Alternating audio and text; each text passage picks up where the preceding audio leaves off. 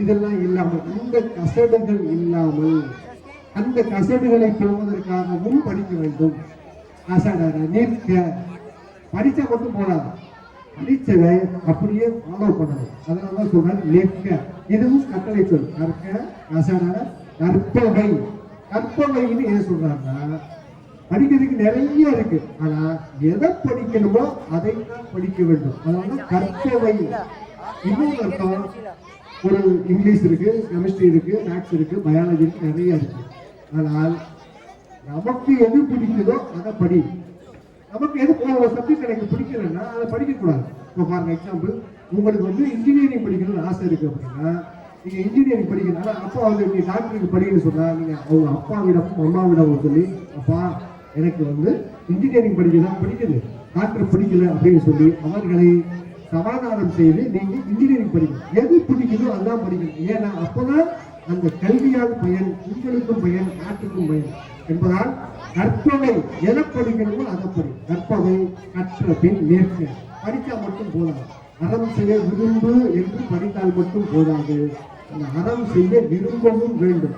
அதனால்தான் கற்பவை கற்ற பின் நிற்கிறார். அதற்கு தக. அடுத்ததாக சொல்வது அதற்கு தக. எதை படிச்சு அதுக்கேற்ற மாதிரி. ரொம்ப பேர் என்ன பண்றாங்கன்னா, பிஇ சிவில் படிக்கிறான், இல்லைன்னா பிஇ மெக்கானிக் படிக்கிறான். படிச்சுட்டு 4 வருஷம் கஷ்டப்பட்டு படிச்சு டிகிரி வாங்கிட்டு சாஃப்ட்வேர் கம்பெனியில போய் கொட்டி கட்ட ஆரம்பிச்சிருக்காங்க. C++, ஜாவா அது படிச்சுட்டு போய் கோடிங் எழுதுறது, ப்ரோக்ராம் எழுதுறது. படிச்சது சிவில் இன்ஜினியர். ஒரு மாடி வீடு கட்டணும்னா எவ்வளவு செங்கல் போடணும், எவ்வளவு தண்ணி போடணும், எவ்வளவு தண்ணி ஊற்றணும், எத்தனை நாள் கியூரிங் பண்ணணும், எல்லாம் கஷ்டப்பட்டு 4 வருஷம் படிச்சுட்டு சம்பந்தமே இல்லாம சாஃப்ட்வேர் இண்டஸ்ட்ரிக்கு போயிடறாங்க, ஐடி இண்டஸ்ட்ரிக்கு போயிடறாங்க. அப்படி போகாதீங்க அப்படின்னு சொல்றாங்க வள்ளுவர். ஏன் 4 வருஷம் நீ கஷ்டப்பட்டு படிச்சல, அதே நீ பண்ணா அதில் நீ பெரிய அளவுக்கு வாய்ப்பு இருக்கு. ஸோ அதை பண்ணு. எதை படிச்சு அதையே பண்ணு. ஒரு டாக்டர் படிக்கிறான்னு வச்சுக்கோ, எம்பிபிஎஸ் படிச்சுட்டு 6 வருஷம் 7 வருஷம் கண்டிப்பாக கஷ்டப்பட்டு படிச்சுட்டு அவர் ஒரு ஐடி ஆஃபீஸுக்கு இல்லை ஒரு போலீஸ் மாதிரி ஆர்எம்ஐ மாதிரி ஒரு ஜவுளி கணக்கு வந்து அதில் உட்கார்ந்தாருன்னா படிச்சு 7 வருஷம் ஆகவே அப்படி பண்ணாதீங்க. எதை படித்தாயோ அந்த நிலையை பாரு. எனவே கற்க கசடர கற்பவை கற்றவை நிற்க அதற்கு தக என்பதை போல நன்றாக படித்து படித்ததை அதை வாழ்க்கையிலே செயல்படுத்தி அந்த வழியிலே நின்று நமக்கும் நம்மை பெற்றவர்களுக்கும் நம்முடைய சமுதாயத்திற்கும் இந்த நாட்டிற்கும் நல்ல பெயரை சேர்க்க வேண்டும். அதுதான் ஒவ்வொரு மாணவனுடைய கடமை. அந்த நம்முடைய சௌராஷ்டிர மாணவர் சங்கம் இதைத்தான் செய்து கொண்டிருக்கிறது. 38 வருஷம் பண்ணி நீங்க 39வது வருஷம் பண்றோம். இந்த வருஷம் பண்றதுக்கு இந்த விழா, இந்த மேடை இருக்கு அப்படின்னா நீங்க ஜாலியா இருக்கீங்க. ஆனால் இதற்கு பின்னால் இருந்த உழைப்பு உங்களுக்கு தெரியாது. நீங்க எல்லாம் கோவில் கோபுரத்தை பார்ப்போம், நம்ம அந்த கோபுரத்தை பார்ப்போம். கோபுரத்தை பார்த்து முருகா, நமச்சிவாயா, கோவிந்தா என்று கும்பிடுவோம். ஆனால் அந்த கோபுரத்தை தாண்டி நிற்கிற அடித்தளத்தை யாரும் பார்க்க முடியாது, கண்ணுக்கு தெரியாது.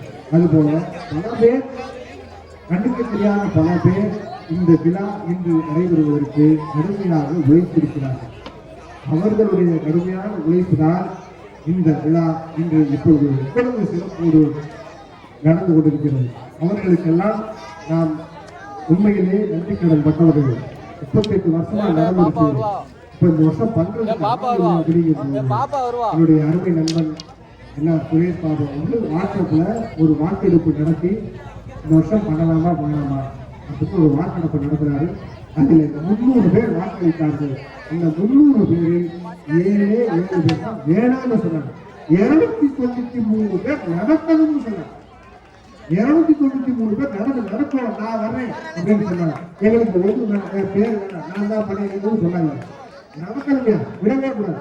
38 வருஷம் கிடையாது, இந்த வருஷம் பண்ணணும் என்று சொல்லி அது போல கிட்டத்தட்ட ஒரு 30-35 பேர் இதற்கு பின்னால் ஒரு மாதமாக கடந்த டிசம்பர் 1ஆம் தேதியிலிருந்து ஆரம்பித்து இன்றைக்கு வரை ஜனவரி 16 வரை கிட்டத்தட்ட 45 நாட்கள் கடுமையாக உழைத்து எல்லோருக்கும் சென்று வசூல் பண்ணி இவ்வளவு மேடை அலங்காரம் செய்து யாரை சிறப்பு விருதுகளாக கூப்பிடுறது அப்படின்னு பண்ணி ஒவ்வொருத்தரும் செலக்ட் பண்ணி கூப்பிட்டு நான் வெளிநாட்டில் இருக்கேன்.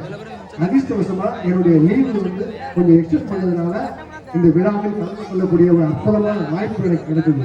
துரைசாமி எனக்கு ஃபோன் பண்ணி சொன்னாரு, நீ ஊரில் இருப்பியா, நீ வர முடியுமான்னு சொன்னேன். மிக மிக சந்தோஷமாக நான் இந்த விழாவில் கலந்து கொண்டேன். ஏன்னா